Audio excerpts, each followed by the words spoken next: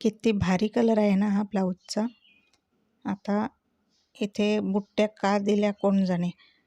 उलट-सुलट त्याच्यामुळे कळतंय. पायपिंगला काय कसं हे चाललं असतं, पण असू देत. आता तयार करूनच घेते पायपिंग पट्टी, नाहीतर फॅनखाली उडायच्या या पट्ट्या. झाली बाबा एकदाची तयार. आता याला एक शिलाई देऊनच टाकते, पण एवढी शिलाई करून मला बॉबिन पुरेल का?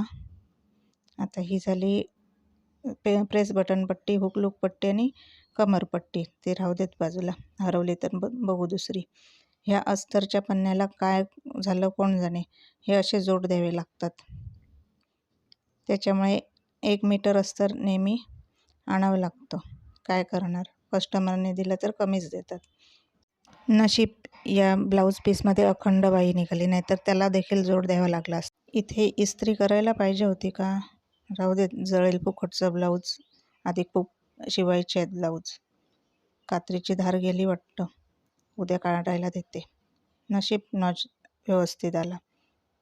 आता ही बरं झालं बाई, वेलबुट्ट्या आल्यात या ब्लाऊज पीसला. सरळ बाजू आणि उलट बाजू लगेचच कळते, नाहीतर वांदे झाले असते. त्याच्यात खूप वेळ जातो. कात्री तर धार काढायला दिलीच पाहिजे. इथे आता अस्तरही उडत आहे बघा. आता 2 शिलाई देऊ का 1 शिलाई? कस्टमरला कळणार आहे का? इथे इस्त्री करायला पाहिजे होती. एकदम चुरगळलेला दिसतोय. त्याचं मग बघूया. बॅग सोडून आधी सगळा ब्लाऊज तयार करून घेते. रे देवा, लाईट गेली. आली. आज अंदाजेच टक्स देऊन बघूयात का? नको चुकले तर भानगडी होतील. इथे आठवणीने चून द्यायची आहे. कटोरी किंचित जादा झाली वाटतं, असू देत, कट करून देते. योगपट्टी देखील कमी पडली वाटतं, बघू नंतर, राहू देत. ती कमी योगपट्टी दिसली तरी मापं टाकताना जादाच होते. हे बघा असं. आता ही छानपैकी बसली आहे आज ही हुक लूक पट्टी. आता ही हुक पट्टी आहे ती जादा होणारच. ती जराशी कापून टाकते म्हणजे व्यवस्थित शेप येईल. झाली एकदाची. आता इथे कंबरीचा चौथा भाग आणि शिलाई माया. कितीही गणितं करून कापा, हे कापड उरतंच. हे बघा, हे असे घोळ होतात.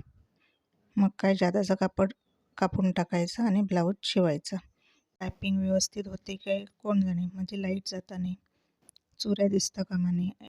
एकदम परफेक्ट पायपिंग यायला पाहिजे. मग असा प्रेस बटन पट्टीवाला कापड हरवला. जाऊ देत, आता हात जोडून घेऊयात. हात कमी पडतायत काय माहिती. झाले बाबा व्यवस्थित. हे पण जुळतंय. चला 1 शिलाई देऊया पहिली आणि मग जादाचा भाग कापून मार्किंग करूयात. मार्किंग केलेली वाकडी दिसते, असू देत. कितीही गणितं केले तरी तसंच होतं. आता इथे हात शिलाई वगैरे घालून हा ब्लाऊज पूर्ण झाला एकदाचा. व्हिडिओ पाहिल्याबद्दल धन्यवाद.